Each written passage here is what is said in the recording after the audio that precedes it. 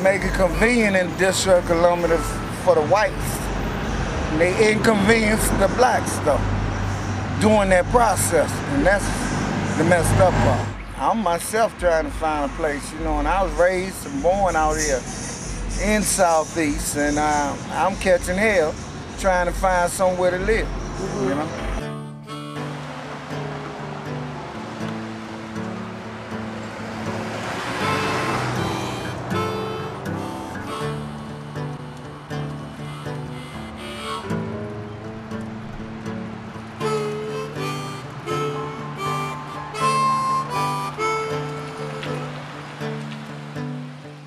They always criticize where we live at and always say, oh, y'all live in the ghetto. I've never lived in the ghetto until when I first moved here. We do not live in the ghetto. This is not the ghetto.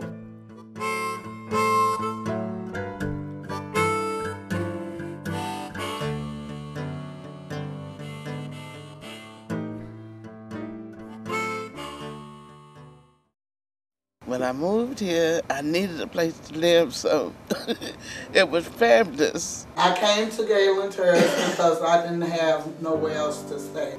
One day my cousin come to my job where I was working at. So I was like, come on, I got some papers for you to sign. I found you a place, so he brought me over here, and I've been here ever since. And the funny thing was that I had been looking at these places. I had come out to try to get a place, and they told me the waiting list was too long.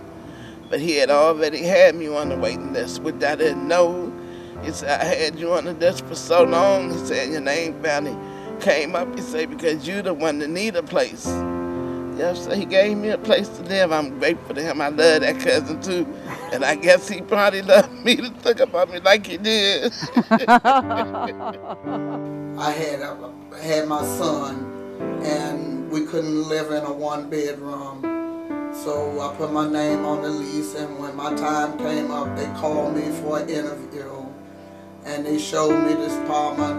And when they first showed me this apartment, I just fell in love with it because it was mine.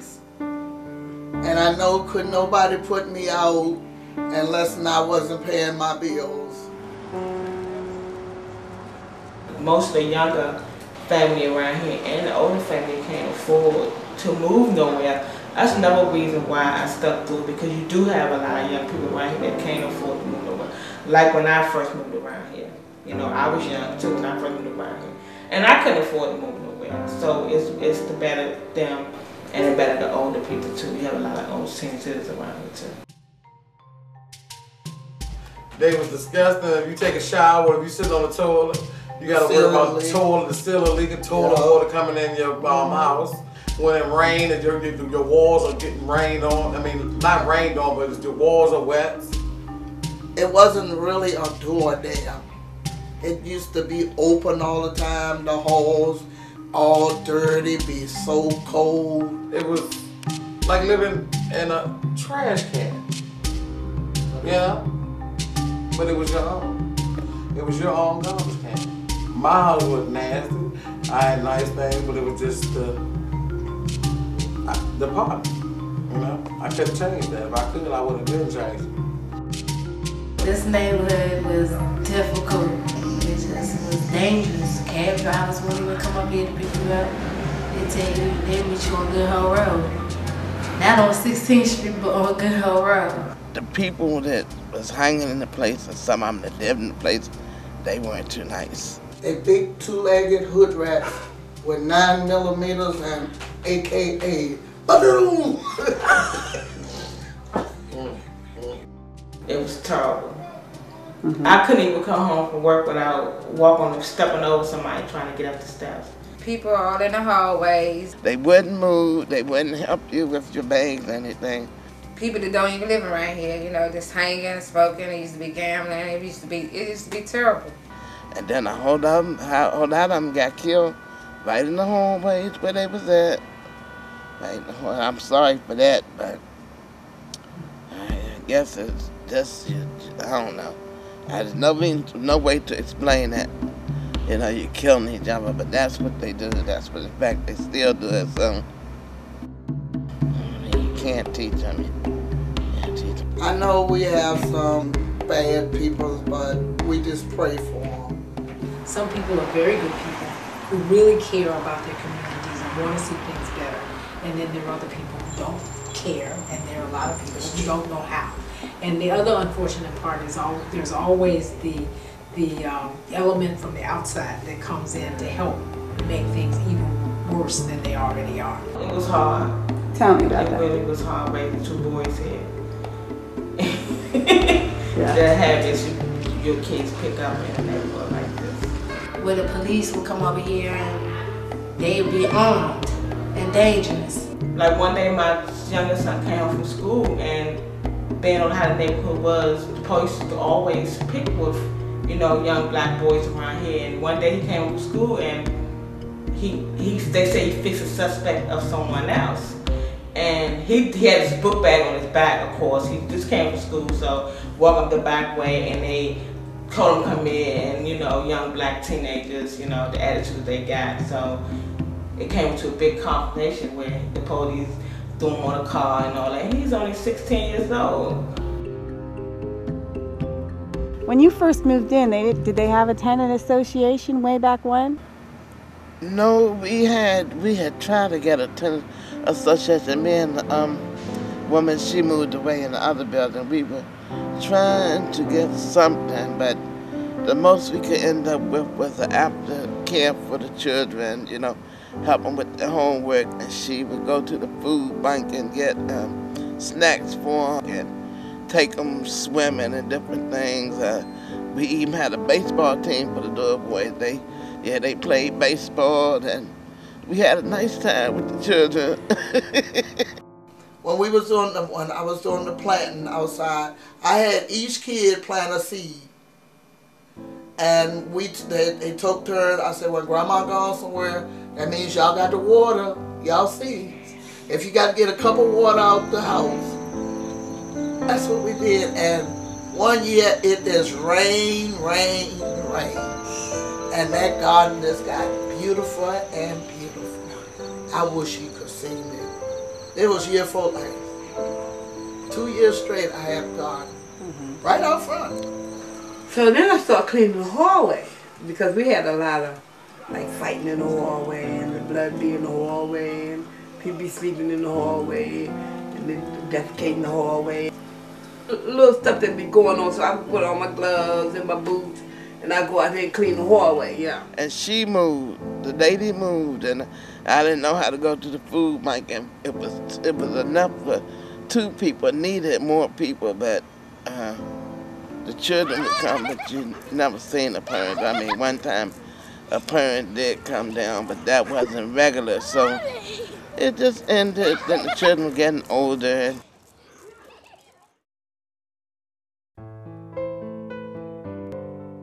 Community development is important in most places, but I think neighborhoods like the one in which Galen Terrace is in, has been deprived for so many years of resources that are available in other communities, that it's important that we try to figure out how, not just to bring it here, but to engage the people so that it is a part of something that they have created. It was basically communication. Everybody getting together, putting their heads together, communicating, coming up with a plan. How are we going to raise money to pay for these new model apartments? How are we going to pay for the lawyer fee, the lawyer, the material, and the building? We had to all get together as tenants and then come on agreement to something. We went to the meeting one day at the church, and we elected people to be on the committee. And I knew it took people with brains. So we got Wendy. Me personally, I wasn't trying to join at that time, but unfortunately, didn't nobody volunteer. We got this girl over here downstairs, Christine, who our secretary. The secretary decided she didn't want to do it anymore. Food was working, so sometimes she couldn't get there. Robin got burned out. So Wendy would have to do everything every time we had a meeting. Wendy would say, I need somebody to help me.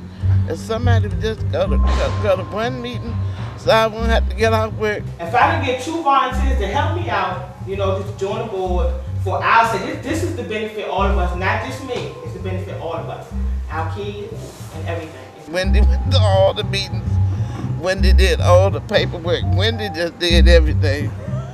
Yeah, oh kidding, she did everything. At one point in time, I was ready to quit.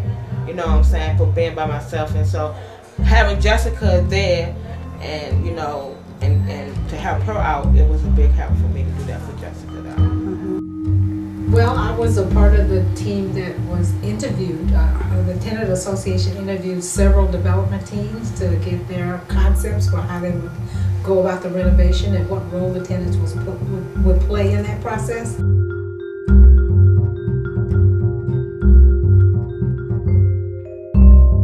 What we agreed to do was to allow the tenants to get 15% interest in the building, which for them it means they got 15% of the development fee and they get 15% of the cash flow from the property. The whole idea about the funds that the tenants receive from their ownership in the property is to be used for community services.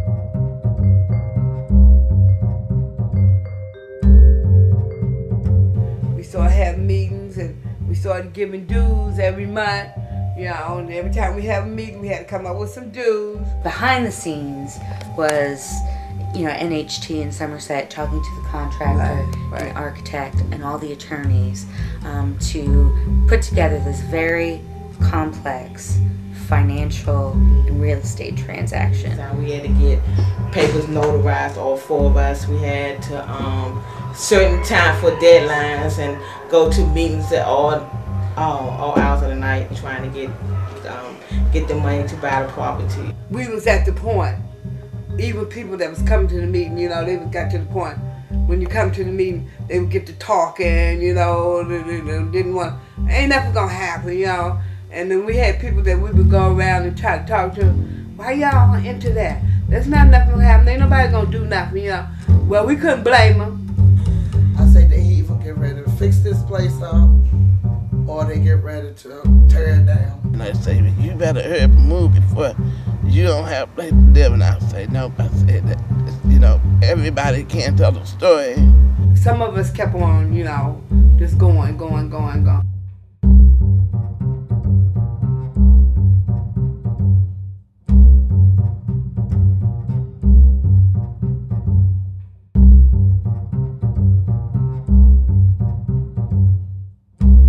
We started raising money. They said, Miss Nancy, what do you think about us, what you think about how we should raise some money? I said, let's cook out. And when they say, you sure? That's going to be a lot of work. I said, that's all right. I'll take me some pain pills. We'll be all right.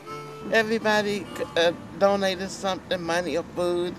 And Miss Nancy up there, she would cook the food. Well, we used to just cook for the neighborhood. But after we found out we had to raise money, we put our flyers all down the barber shop, down on Good Road. A lot of people from the neighborhood came past and bought hot dogs and hamburgers and chicken sandwiches, fish sandwiches, macaroni and cheese, whatever she cooked. They came and bought it. They just come and say, yeah, we know y'all trying to make money and we're going to help y'all. So a lot of people came. And people was coming by and dinners. I mean, we stayed out till about 3 in the morning. And we raised over $1,000. Yeah, that's amazing. Yeah. And then we heard that somebody was finally giving us the money to fix the places up, and everybody was so excited. It took some years. It took almost 3 years. Yeah, about 3 years. It's about around that time, and it was kind of very. Sounds like a whole lot of work. Yes. And this was a $13 million project, and so, you know, raising that money takes, you know, even more than cookouts. We hung in there. We got the money. We still pay due, but we got it together. We got it together. Then the lawyer came, and then the other people from the housing place came, and then the lawyer talked to us, and then the people come with the plans. Because of the degree of renovations that were happening in these apartments, people had to be moved off-site for a certain amount of time. Some people say, be careful. That's what happened to somebody else, and when they move you out, they don't let you back in, but I trusted them. Donna was our relocation coordinator, and it's a very difficult endeavor to move families for a course of 3 months. She was amazing. She placed us, she went and looked at all them apartments, see what kind of condition they was in. She gave us keys. Mine I went to see before I even moved in. They helped us move, they helped us pack, they moved us, and they brought us back. We moved from a pig pen to the White House, and I'm proud. So this is Nancy's favorite This is my room. favorite room here. And this is her pride and joy. Yeah.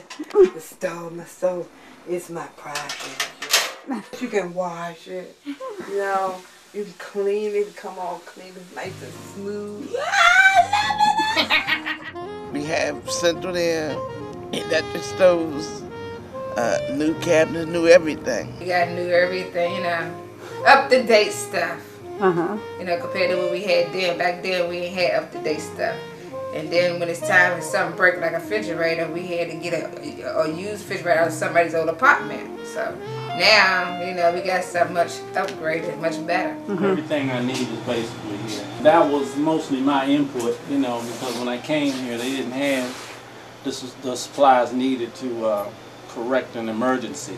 You know, the role of a maintenance man is to keep contractors off the property, keep the budget down. We've improved the grounds so that they look better. We improved the facades of the buildings so that they look more attractive and appealing. This is all community development, from the renovation, from the tenants forming a tenant organization to the volunteer who wants to come in and use the center. It's all community development. This is improving the lives of the people who live here. Look at our computer room. Look at our new, we didn't have all of this. Take a look around. Flash that camera around her. We do have people coming here doing job search. We have kids coming in doing homework assignments. We have them coming in playing games on the computer, and I think they're enjoying having that. It's so beautiful. It's beautiful. They really fixed it up. I never thought that the places we used to live in could look like this. But it just shows what some people can do. Yeah, what some people can do. I really like it. It was a good process. It was a long process, but it was a good process. And then they came out to this beautiful, wonderful place. It's a good place to live now. We hope that all of the families who are here who want a better life will just beat on the heads of the people who don't know how or don't want it.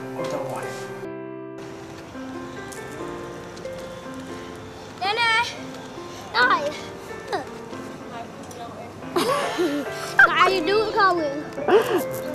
How old are you? The residents here, they more quiet, more calm. Every now and then you might get a couple of people with an outburst, but not too violent like they would be back then. Back then, it was crazy. He couldn't even walk around here without the police saying anything to him. And so do you feel like the police are more respectful? Yes. I'd like to know any other concerns that you all need as far as any other things that's going on that you need extra attention paid, special attention to, anything like that. It's a little more easier to keep the troublemakers out because of the building, the way the doors locked. I think that's good too. We got the camera, so it's kind of slowing down traffic. You know, people being in the hallways and being outside. And every building has a safety lock on the door, so if you don't have a fob key, you can't actually get in there. But the way it beeps when someone walks to the door, that's good for somebody coming out the door. But people that's always trying to get in, they got a chance to come in.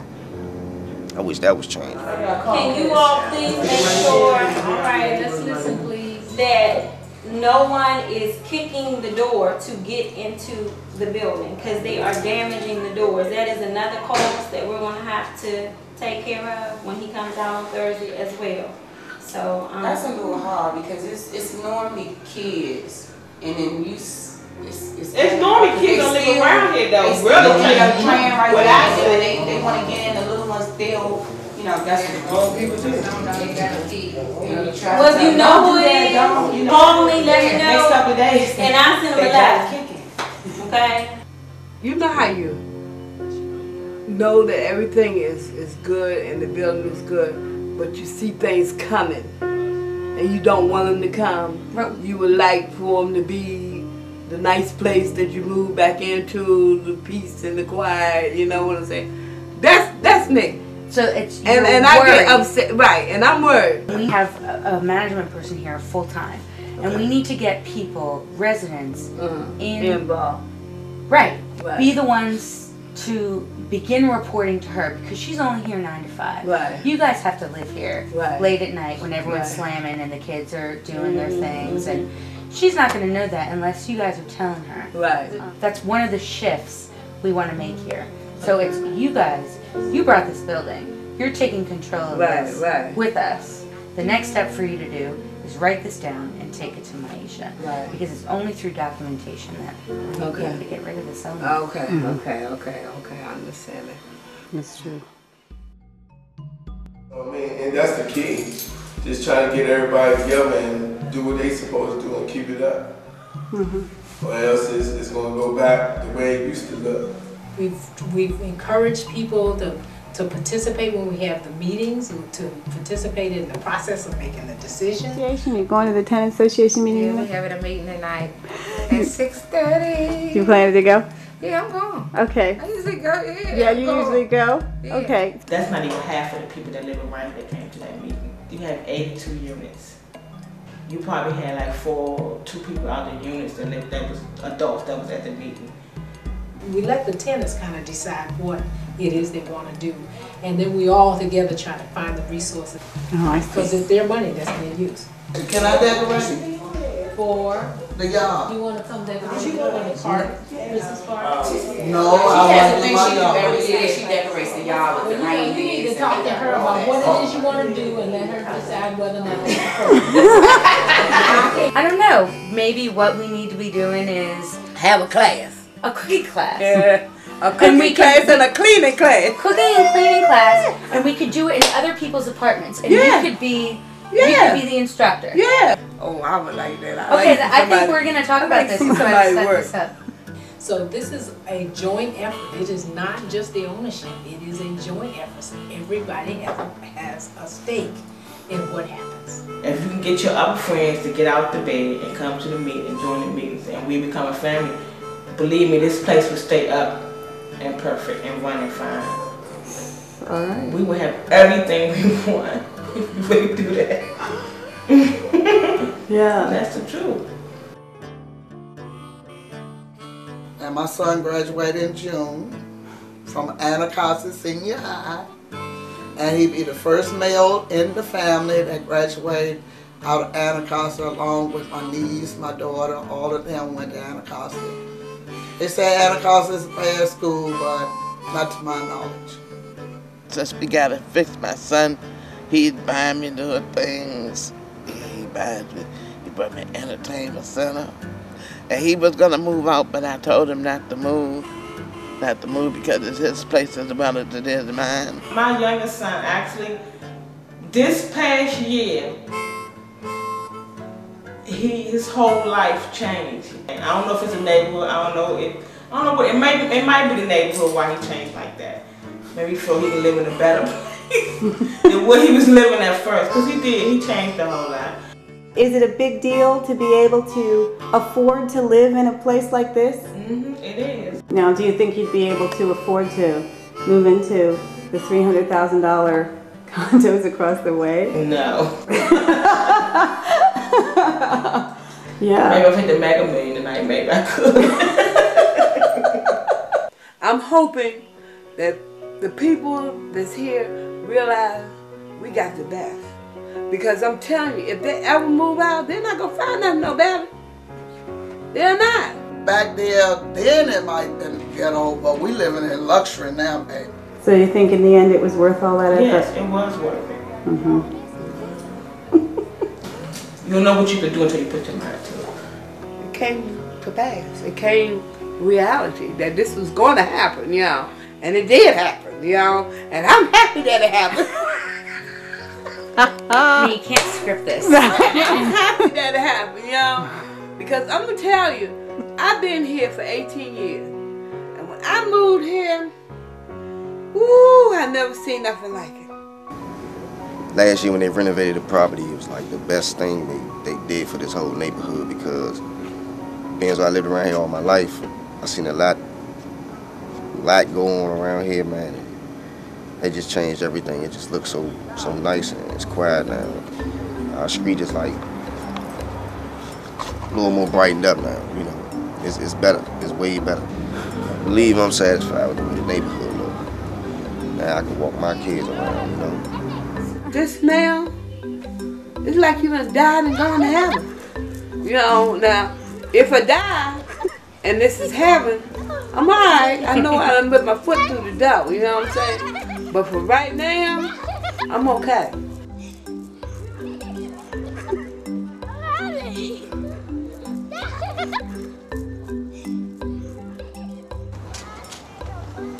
Oh my goodness. Woo! That's easy to do. Oh God. You want to see something exclusive? Exclusive. What is this? Oh my God.